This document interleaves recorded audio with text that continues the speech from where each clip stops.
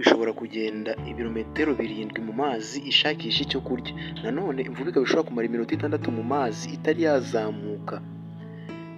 Imvubu ipima ibiro 1500 kugera ku 3000, ikaba ishobora kuba imyaka 30, ikaba ifite santimetero 145. Urumva rero imvubu si ikintu kiri ahangaha cyoroheje. Imvubu rero ikunda kwibera mu mazi, ntabwo irya ibintu byo mu mazi gusa ariko yirira ibyatsi, ibintu nk'ibyo. Imvubu ikaba ishobora kurya ibiro 130 by'ubwatsi ku munsi. Ku munsi umwe ibiro 130 by'ubwatsi si buke.